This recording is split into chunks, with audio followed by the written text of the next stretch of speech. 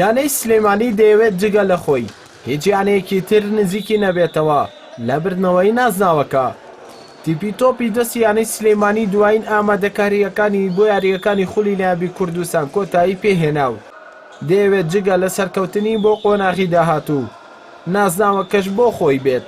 ئێمە چوار نازناوی خولی کوردستانمان هەیە کە چوار نازناوی خولی کوردستانمان بەدەستێناوە و ئەم ساڵ لە خولی عێراق بەشداری خولی عێراقمان کە کردووە بۆ خولی کوردستان بەشداریمان کرد. ئەماجەکەمانەوەیە ئینشاڵڵا خولی کەم ساڵ خولی کوردستان بەدەست بێنین و ئاماجیش ئەوشمان ئێمە وەکو معسکەر تەدیبیان خولە کە بەشداری بکەین بۆ خولی عێراق خۆمان ئامادە بکەین. تیپەکە لەژێر سەرپرشتی کەمال عەبدولواحیدی ڕاهێنەر مەشقەکانی ئەنجام دەدات و بۆ بەهێزکردنی پێکاتەکەشی مەیسەم عۆدە یاریزان یانەی شوڕتەی عێراقی و هەڵبژاردەی عێراقی هێناوەتە پێکاتەکەیەوە و بۆ پەیامیش بازە ئاستی تیپەکەی و ئامانجیان لە خولی کوردستان دەکات. دەستخۆش کاک ئەردلان ئەو الحەمدلله ئەو تۆ ئەزانی بەدات ئەو نادی سلێمانیە ئەو سێ چوار ساڵ الحەمدلله شکر مەدرسە هەیە مەناڵەکان هەیە الحەمدلله شکر لەگەڵ خبر ئەستا الحەمدلله بژداری دەوری عێراق نادی سلێمانیە بەردەوام ئینشاڵڵا بە دەوری عێراق. ئێستا ئەو فرسە تازە لە یاریزان بۆ دەوری کوردستان.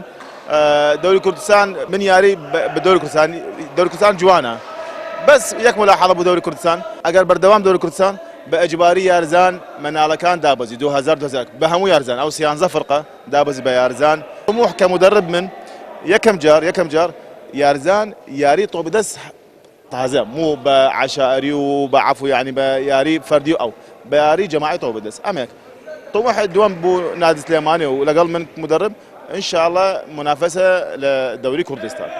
بە پێکهاتەیەکی لە یاریزانانی بازمون و گەنج بەهێز بووە و یاریزانانیش لەلایەک باز لە گرنگی خولەکە دەکەن بۆ بەرەو پێشچوونی ئاسیان و لەلایەکی تریشەوە ئەم خولە بە ئامادەکاریەک دەزانن بۆ خولی نایابی تۆپی دەستی عێراق. چۆن بەڕاستی تۆ یاریزان دابڕێ لە یاریکردن و فترەیەک لێت بتوڵە نەبێت و تەمرین نەبێت یاریزان تەسیل لەسەر ئاستێکا بەس لەخوا بەزیاوەکو نەیانی سلێمانی ئەمە کۆمەڵە لاوە بەیەکەوە ساڵی پاریش بەشداری دەوری عێراقمان کردوت بڵێن ئەزمونێکی ئەتوانین بڵێن باشە ئەی ناڵێن 100% بەڵام لە 150 ئەزمونێکی باشمان وەرگرتووە توانین بڵێن هەندێک شتێکە لێ کراوە هەندێک غەڵەتمان کردووە لەگەڵ یانە بەهێزانە بتوانین لێرە چاک بکەینەوە. ئێمە وەگەوەی کە بەشداری خولی عێراقشمان کردو هەنێ یاریزانمانتیایە و ئەم خولێکی یاین چۆن بڵێ تا ڕادەی ئاساییە بۆمان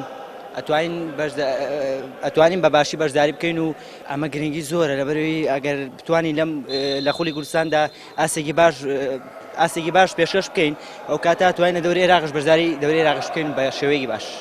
ئەمساڵ بە بڕیاری یەکێتی تۆپی دەستی کوردستان هەر یانەیەک ئازادە بەهێنانی یاریزانی پیشەگەر بۆیە زۆربەی یانە بەشداربووەکانی خولەکەش بەهێنانی یاریزانی خولی عێراقی و هەڵبژاردەی عێراق پێک هاتەکەیان بێستر کردووە.